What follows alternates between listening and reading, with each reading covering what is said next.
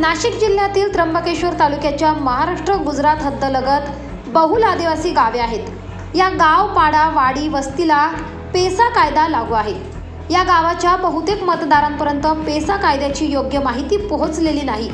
हे जाणून वयम चळवळ अंतर्गत कार्यकर्ता नेतृत्व प्रशिक्षण शिबिराचे नियोजन करण्यात आले होते।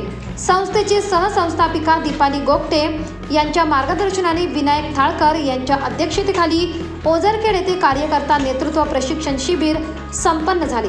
या नेतृत्व प्रशिक्षण शिबिरात पेसा कायदा, वनहक्क कायदा तसेच रोजगार हमी कायदा शिकण्यासाठी ओझरखेड परिसरातील 12 गावातून 36 कार्यकर्ते उपस्थित होते।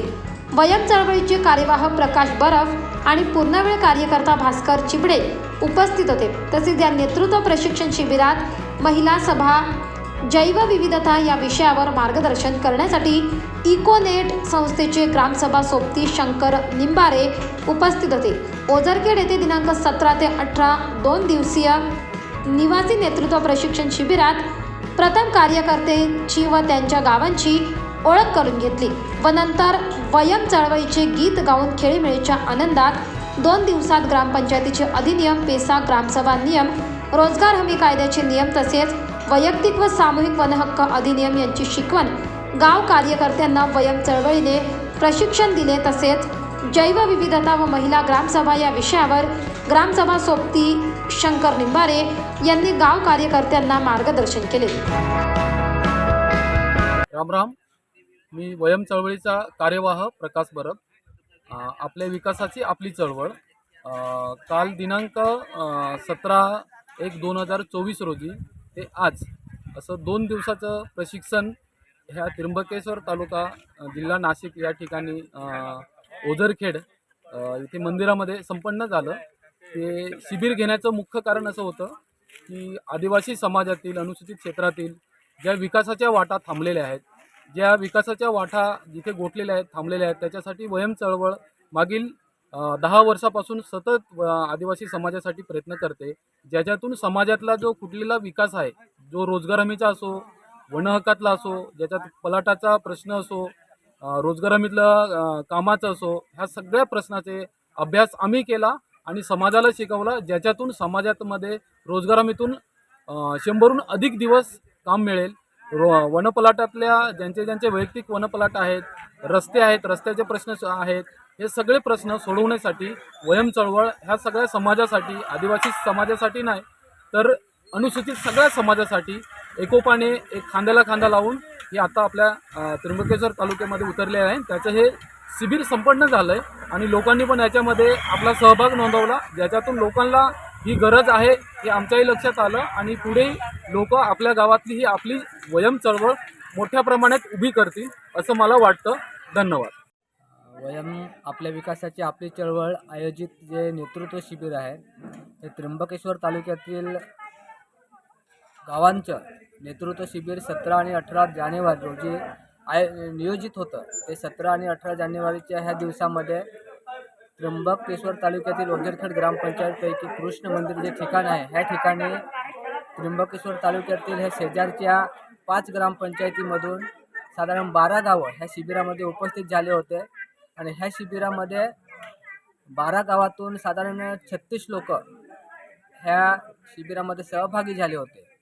याच्यामध्ये वयम चळवळीच्या संपर्कात गावाबरोबर ज्या गावामध्ये दुसऱ्या संस्था काम करतात तिकडचे हे ग्रामस्थ होते आणि याच्यामध्ये लोकशाही जी कागदावर आहे ती प्रत्यक्ष जमिनीवर उतारून गावाचं सक्षमीकरण झालं पाहिजे, गावाचा विकास झाला पाहिजे। शासनाचे जे ध्येय आहे ते ध्येय साध्य करण्यासाठी जसं का रोजगार हमीचा कायदा आहे, पेसाचा कायदा आहे, वनहक्क कायदा आहे, ग्रामपंचायत अधिनियम आहे, माहिती अधिकार अधिनियम आहे, याचा वापर करून त्यांनी गावाचं सक्षमीकरण करून गावाचा विकास केला पाहिजे आणि स्वतःही पुढे गेले पाहिजे। म्हणजे संविधानात्मक जो लोकशाहीचा अधिकार भेटलेला आहे गावांनी, तो जमिनीवर उतरून गावाच्या विकासासाठी तरुणांनी सक्रिय सहभाग दिलेला आहे।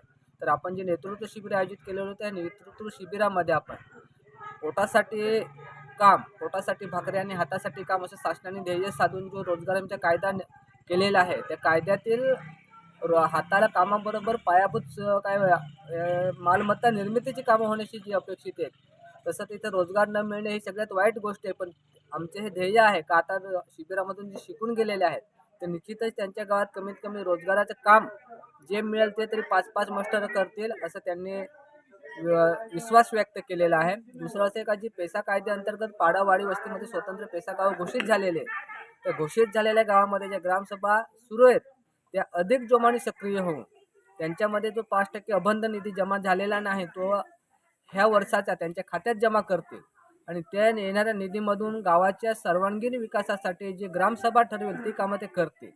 अशा हिशोबाने पेसामध्ये काम करण्याच्या पुढच्या जो काय करायचे याच्यामध्ये जो आपण म्हणतो तर पुढचा जो काम पेसामधून आम्ही असं करून दाखवू अशी प्रतिक्रिया पण गावकऱ्यांनी दिलेली आहे. दुसरा आहे वन हक्क कायदा. आहे वन हक्क कायद्यामध्ये नाशिक जिल्ह्यामधील जे वन हक्क दावेदार रूढी परंपरेपासून पलाट करतात त्यांना अजूनही शासनाने हक्क दिलेले नाही. ते करून फायली करून म्हणे भंगलो असे सांगतात.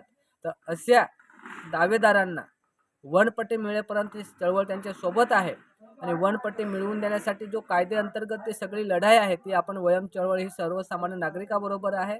सगळे दावेदारांना वन हक्क कायदेशीर 2005च्या आधीपासून करत आहेत त्यांना ते मिळवून देण्याचं ध्येय चळवळीचे आहे असं आम्ही कार्यकर्ते प्रशिक्षित केलेले आहेत आणि पुढे जाऊन ते हक्क आणि अधिकार मागतील. दुसरं असं काय ग्रामपंचायत अधिनियमाप्रमाणे ज्या गोष्टी होतात त्याच्या आता एक्सटेन्शन झालेलं आहे त्याचं हस्तांतरण झालेलं आहे. मग त्याच ग्रामसभा आता गाव पातळीवर चांगल्या होतील त्याचं सक्षमीकरण करून जे शासनाचं ध्येय आहे का सर्वांगीण विकास झाला पाहिजे हे सगळी कामं हळूहळू माझ्या ग्रामीण भागातील आदिवासी बांधव हे कायदे शिकून आणि त्यांच्या गावासाठी त्याचा फायदा करतील असा ठाम विश्वास मला ह्या नेतृत्व शिबिरातून प्रशिक्षणार्थ्यांनी व्यक्त केलेला आहे आणि माझा पण विश्वास आहे कारण मी पण ज्या समाजाचा आहोत जे मला वयम चळवळीने शिकवलं ते करून आम्ही गावाच्या विकासात समाजाचं सक्षमीकरण केलेले तसंच माझे भावबंध त्र्यंबक तालुक्यात पण करतील असा माझा विश्वास आहे. 24 लाईव्ह महाराष्ट्र न्यूजसाठी शंकर निंबारे, त्र्यंबकेश्वर.